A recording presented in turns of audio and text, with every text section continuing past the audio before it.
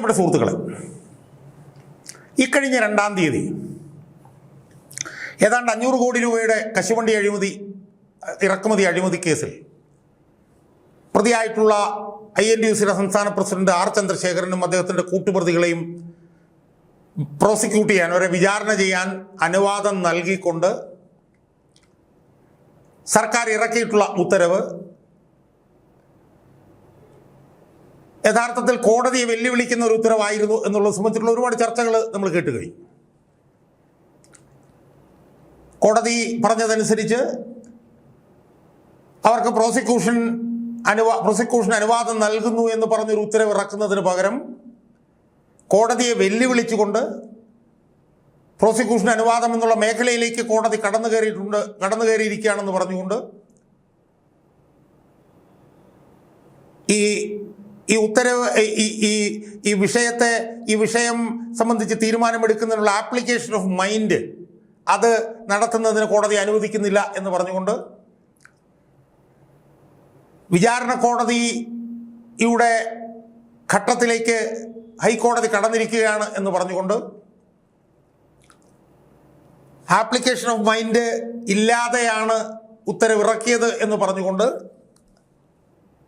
പ്രതികൾക്ക് ഈ prosecution അനുമതിക്കെതിരെ appeal പോകാനുള്ള അനുവാദവും കൂടി നൽകുന്നു എന്ന് പറഞ്ഞുകൊണ്ട് അക്ഷരാർത്ഥത്തിൽ കേരള ഹൈക്കോടതിയെ വെല്ലുവിളിക്കുന്ന ഒരു ഉത്തരവാണ് ഈ കഴിഞ്ഞ 2-ാം തീയതി സതീശൻ സർക്കാർ ഈ ചന്ദ്രശേഖരനും കൂട്ടർക്കും പ്രോസിക്യൂഷൻ അനുമതി നൽകുന്നതുമായി ബന്ധപ്പെട്ടുകൊണ്ട് ഉത്തരവായിട്ട് ഇറക്കിയിട്ടുള്ളത്. ആ ഉത്തരവ് കോടതിയിൽ വായിക്കുന്നതിന് ഏതാനും നിമിഷങ്ങൾക്ക് മുമ്പ് കണ്ട AG അക്ഷരാർത്ഥത്തിൽ ഞെട്ടിപ്പോയെന്നും അതിനെ തുടർന്ന് AG കോടതിയോട് ഈ ഉത്തരവ് സമർപ്പിക്കാൻ കുറച്ച് സമയം ചോദിച്ചു എന്നുള്ളതൊക്കെ നമ്മൾ മനസ്സിലാക്കി. അതിപ്പോൾ എന്തോ 2 ദിവസങ്ങൾക്കുള്ളിൽ അത് വെച്ചിരിക്കുകയാണ്.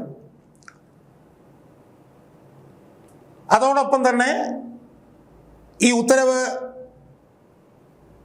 മാറ്റി എഴുതണം എന്ന് AG സർക്കാരിനോട് ആവശ്യപ്പെട്ടിട്ടുണ്ട് എന്നുള്ള വാർത്തയും ഇപ്പോൾ പുറത്തു വന്നിട്ടുണ്ട്.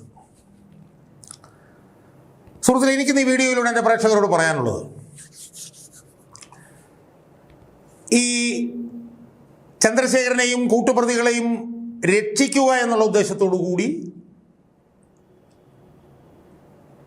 അതിനാവശ്യമായിട്ടുള്ള വകുപ്പുകളെല്ലാം ചേർത്ത്, അതിനുള്ള ചേരുവകളെല്ലാം ചേർത്തുകൊണ്ട് ഇറക്കി 2-ാം തീയതി സതീശൻ സർക്കാർ ഇറക്കിയിട്ടുള്ള ഈ ഉത്തരവ് ഇതൊരു അട്ടിമറിയുടെ ഭാഗമായിരുന്നു എന്നാണ് എനിക്ക് എൻ്റെ പ്രേക്ഷകരോട് സൂചിപ്പിക്കാറുള്ളത്. ഇതിൽ മന്ത്രിസഭാംഗങ്ങൾക്ക് പോലും വലിയ തോതിൽ അതൃപ്തിയുണ്ട് എന്നാണ് ഞാൻ മനസ്സിലാക്കുന്നത്. കശുവണ്ടി എന്ന് പറയുന്ന മേഖല കൈകാര്യം ചെയ്യുന്ന വനം വകുപ്പ് മന്ത്രി ഷിബു ബേബി ജോൺ ഈ വിഷയത്തിൽ വലിയ തോതിൽ അസംതൃപ്തനാണ് എന്നാണ് ഞാൻ മനസ്സിലാക്കുന്നത്. മന്ത്രിസഭയിലും വ്യത്യസ്തമായിട്ടുള്ള അഭിപ്രായങ്ങൾ ഇതുമായി ബന്ധപ്പെട്ടുണ്ട് എന്നാണ് ഞാൻ മനസ്സിലാക്കുന്നത്.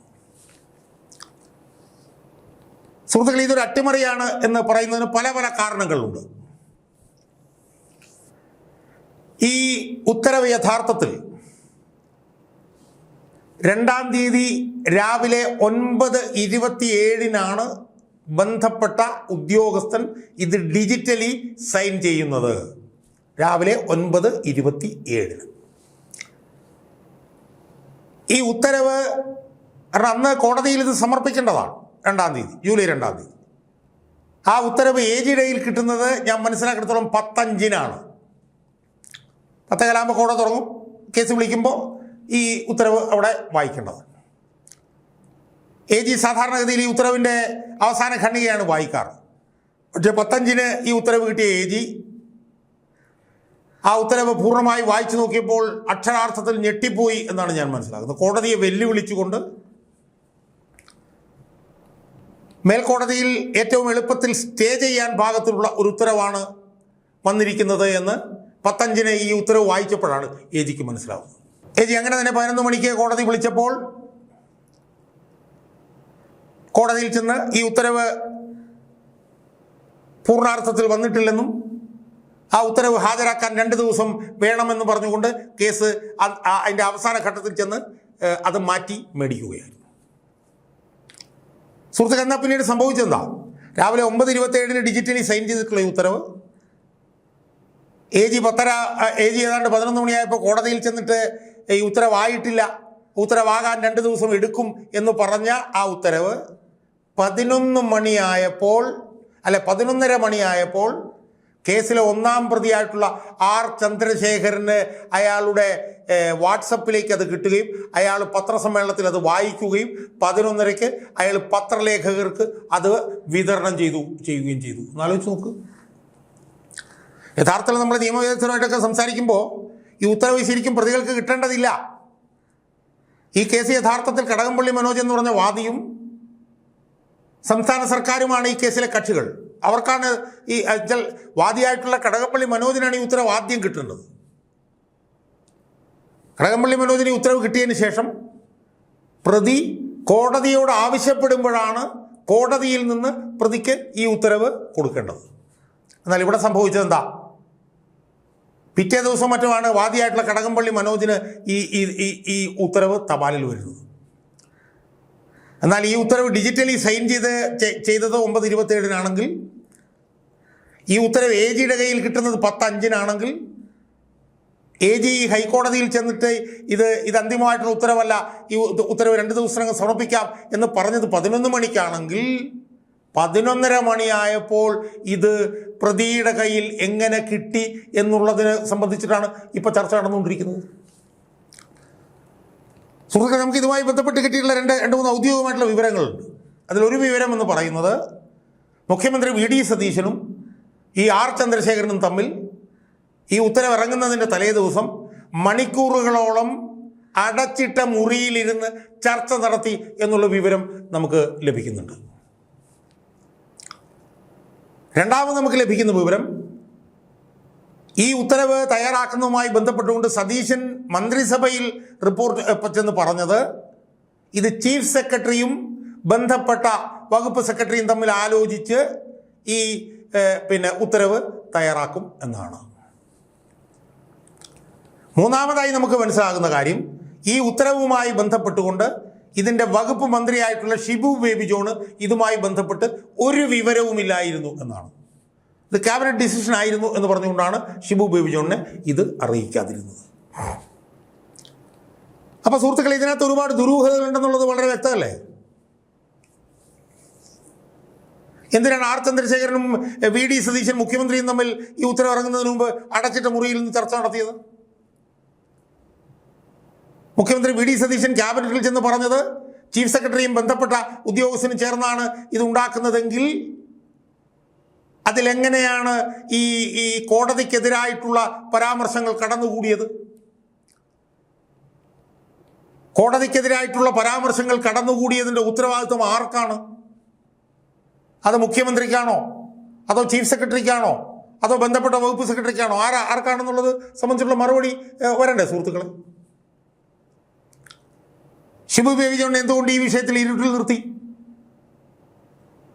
ഷിബു ബേബി ജോണിനെ ഇത് കാണിക്കേണ്ടതല്ലേ? അയാളുടെ വകുപ്പുമായി ബന്ധപ്പെട്ടിട്ടുള്ളതല്ലേ ഈ ഉത്തരവ്? ഈ ഉത്തരവിൽ എങ്ങനെയാണ് ഈ കോടതിക്കെതിരായിട്ടുള്ള പരാമർശങ്ങൾ കടന്നുകൂടിയത് എന്നുള്ളത് ദുരൂഹമല്ലേ സുഹൃത്തുക്കളെ? അത് ആരുടെ അറിവോടുകൂടിയാണ്? അത് മുഖ്യമന്ത്രിയുടെ അറിവുണ്ടോ, അതോ മുഖ്യമന്ത്രിയുടെ അറിവില്ലേ? അത് പരിശോധിക്കപ്പെടേണ്ടതല്ലേ സുഹൃത്തുക്കളെ? ഞാനിതിനകത്ത് അറിയുന്ന ഞെട്ടിക്കുന്നൊരു വിവരം എന്ന് പറയുന്നത്, R ചന്ദ്രശേഖരൻ്റെ അഭിഭാഷകൻ്റെ വാദഗതികളാണ് ഈ ഉത്തരവിൽ വന്നിട്ടുള്ള കോടതിക്കെതിരായിട്ടുള്ള പരാമർശങ്ങൾ എന്നാണ് ഞാൻ മനസ്സിലാക്കുന്നത്. എന്ന് മാത്രമല്ല, ഇത് മേൽക്കോടതിയിലേക്ക് പോയാൽ ഉടനടി സ്റ്റേ കിട്ടത്തക്ക വിധത്തിൽ ആണ് ഈ ഉത്തരവ് തയ്യാറാക്കിയതെന്നാണ്. അതുകൊണ്ടാണ് ഈ ഉത്തരവിൽ ആപ്ലിക്കേഷൻ ഓഫ് മൈൻഡ് ഇല്ലാതെയാണ് സർക്കാർ ഈ ഉത്തരവ് തയ്യാറാക്കിയത് എന്ന് പറഞ്ഞിരിക്കുന്നു. ആലോചിച്ച് നോക്ക്. സ്വയം കരണക്കുറ്റിക്കെട്ടടിക്കുന്നത് പോലെ, സ്വയം ഇരിക്കുന്ന കൊമ്പ് മുറിക്കുന്നത് പോലെ തങ്ങൾ ഈ ഉത്തരവ് തയ്യാറാക്കിയത് ഈ വിഷയം ഗൗരവമായി പരിഗണിക്കാതെയാണ് എന്ന് വരത്തക്ക വിധത്തിൽ ആപ്ലിക്കേഷൻ ഓഫ് മൈൻഡ് ഇല്ലാതെയാണ് തങ്ങൾ ഈ ഉത്തരവ് തയ്യാറാക്കിയത് എന്നാണ് ഈ ഉത്തരവിൽ പറഞ്ഞിരിക്കുന്നത്. അതുകൊണ്ടാണ് ഈ ഉത്തരവ് തയ്യാറാക്കിയത് ചന്ദ്രശേഖരൻ്റെ അഭിഭാഷകനായിരുന്നോ എന്നുള്ള സംശയം വരുന്നത്. അങ്ങനെയെങ്കിൽ അത് വളരെ ഗൗരവതരമാണ്. അങ്ങനെ ഒരു ഉത്തരവ് ഹൈക്കോടതിയിൽ പോകുമ്പോൾ അത് മന്ത്രിസഭ അറിഞ്ഞിട്ടുണ്ടോ ഇല്ലയോ എന്നുള്ളത് പ്രധാനപ്പെട്ട കാര്യമാണ്. അങ്ങനെ ഒരു ഉത്തരവ് തയ്യാറാക്കുന്നതിൽ ചീഫ് സെക്രട്ടറിക്ക് പങ്കുണ്ടെങ്കിൽ അത് വളരെ ഗുരുതരമായിട്ടുള്ളൊരു കാര്യമാണ്. അങ്ങനെ ഒരു ഉത്തരവ് കോടതിയിൽ കൊടുക്കുന്നത് മുഖ്യമന്ത്രി അറിയാതെയാണോ അറിഞ്ഞാണോ എന്നുള്ളത് സംബന്ധിച്ചിട്ടുള്ള ചോദ്യങ്ങൾ ഉയരുന്നുണ്ട്. അപ്പം അതുകൊണ്ട് അതിഗുരുതരമായിട്ടുള്ള ഒരുപാട് വിഷയങ്ങൾ ഇതിൽ ഈ വിഷയത്തിൽ അന്തർലീനമാണ് എന്നാണ് എനിക്ക് സൂചിപ്പിക്കാനുള്ളത്.